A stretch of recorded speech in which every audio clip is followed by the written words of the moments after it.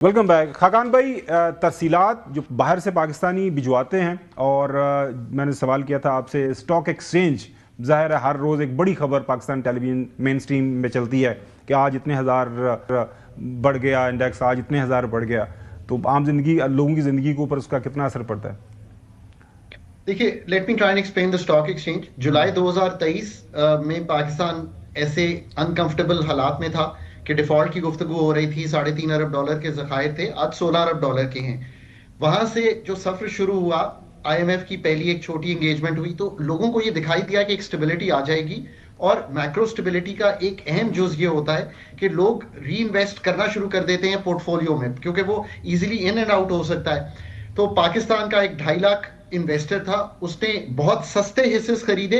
ये price to earnings 3 पे आ गई थी पाकिस्तान की, आज 7 साढ़े 7 पे प्राइसेस जब इंक्रीज की हैं। ये एक पाकिस्तान की ट्रेडिशनली रही है। और प्रॉपर्टी पे कुछ टैक्सेस लगे, आपका पॉलिसी रेट 22 की बजाय 10.5 हुआ। आज आप बैंक चाहें तो 8-10% से ज्यादा नहीं मिलेगा। सो ये दोनों एवेन्यूज क्लोज हुए। कुछ फियर ऑफ मिसिंग आउट हुआ कि खबर ने कहा कि यार अगर मैं ना करूं और हसन भाई कर लें तो मैं भी जाकर वहां इन्वेस्ट करूं। तो लोगों ने इन्वेस्ट किया। इन्वेस्टर बेस 2.5 लाख से 4 लाख पे गई। फिर इन्फ्लेशन, ये आपको नहीं बताते लोग, इन्फ्लेशन की वजह से साबुन की जब कीमत बढ़ी तो उसकी प्रॉफिटेबिलिटी ऑफ दैट कंपनी जो साबुन बना रही थी वो भी बढ़ गई। पाकिस्तान में कुछ रीफाइनेंसिंग्स हुई, जैसे सर्कुलर डेट की हुई। बैंक्स की प्रॉफिटेबिलिटी बहुत अच्छी आई बिकॉज बहुत बड़ी बोरोअर है खुद स्टेट। सो ओवरऑल अगर आप देखें तो पाकिस्तान में जो हिस्सेस थी उन्होंने री रेट किया है अपने आप को, और लोगों का ख्याल है कि ये सिलसिला चलता रहेगा। ये है सारी story of the stock exchange. ये एक इंडिकेटर जरूर है कि economic stability is taking hold in the country as we remain with the IMF and we hope कि जो रिफॉर्म का प्रोसेस है विल टेक होल्ड। सेकंड बात आपने रेमिटेंसेस की है, इस पे दो आरा हैं। मैं आपको एक मिडिल ग्राउंड बताता हूं। जी प्लीज। एक तरह से सोचें तो ये ब्रेन ड्रेन है पाकिस्तान का।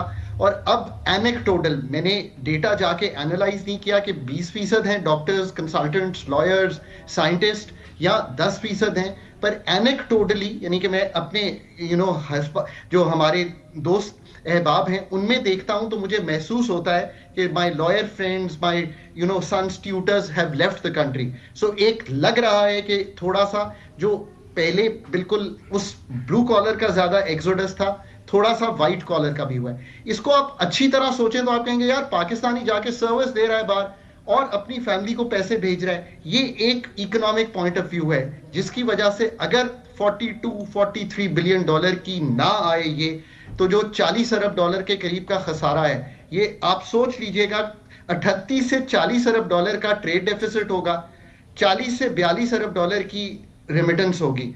अगर ये इसको पूरा ना कर रही हो तो पाकिस्तान का जो बैरूनी बैलेंस ऑफ पेमेंट्स है वो संभल नहीं पाएगा।